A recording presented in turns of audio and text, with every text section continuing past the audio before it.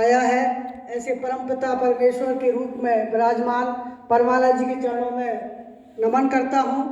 हमारे बीच में उपस्थित तमाम साधक और परम पूज्य परमाला जी से सानिध्य प्राप्त कर रहे समस्त साधकों के चरणों में नतमस्तक होकर मैं आप सबको सम्मानित व्यक्त करता हूँ। आज इस विभूति को मैं सम्मान करना चाहता हूँ जिसने मेरे अंदर चेतना जगाई।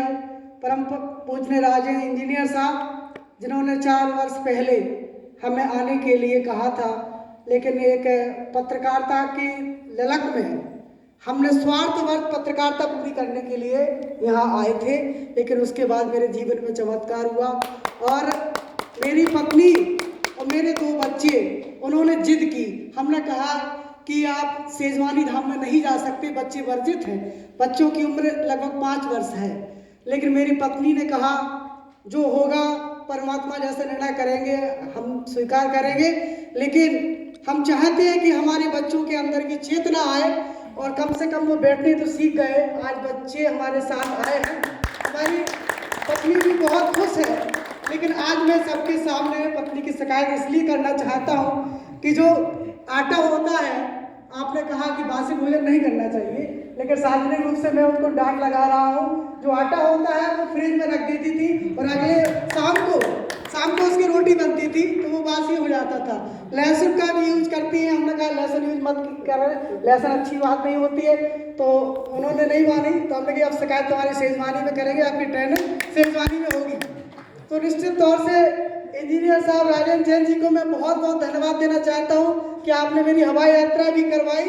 आज हमारी पत्नी भी खुश है क्योंकि उनके अंदर एसिडिटी की शिकायत थी, गैस की शिकायत थी, लेकिन यहाँ आने के बाद उन्हें छुटकारा मिल रहा है।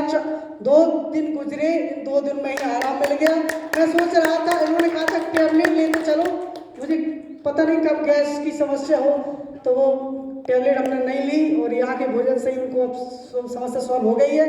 मैं चाहता हूँ रमा जी आप खड़ी हो जाएं ताकि सब लोग आपको देख लें। तो निश्चित तौर से अब रमा जी अपने घर की रसोई का बदलाव करेंगी।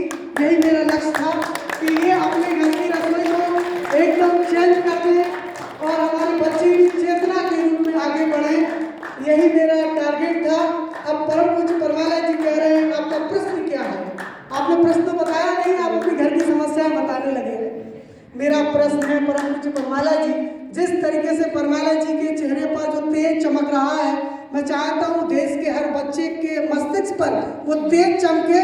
मेरा स्वार्थ है कि मेरे बेटे के चेहरे पर भी तेज चमके और मैं आप चाहता हूँ आपसे ये कैसे संभव है चेहरे पर तेज हो, वाणी में ओज हो, क्योंकि आज हम अपने चैनल के माध्यम से 2 लाख लोगों से जुड़े हुए हैं और मेरी प्रार्थना है, मेरा स्वार्थ था सेजवानी में मैंने कुर्बानी दी मोबाइल चला करके। हो सकता है आपको कोई व्यवधान आया हो और हमने भी अपने साथ राम व्यवधान किया हो, लेकिन इसके माध्यम से हमने 2 लाख लोगों तक इसका मैसेज मुझे भेजना था और मेरे बच्चों ने और मेरी पत्नी ने एक साधक बनकर के बिना किसी समस्या के 2-3 दिन साधना में लीन रहे, मेरे बच्चे भी लीन रहे, किसी भी प्रकार का यहाँ व्यवधान नहीं आने दिया। इसके लिए मैं आपको धन्यवाद व्यक्त करना चाहता हूँ। मैंने कल डॉक्टर साहब का इंटरव्यू लिया था, उन्होंने कहा है कि आपके बच्चों की जो एंट्री हुई है वो विश्व की वर्ल्ड की हार्वर्ड यूनिवर्सिटी से भी अच्छी यूनिवर्सिटी है।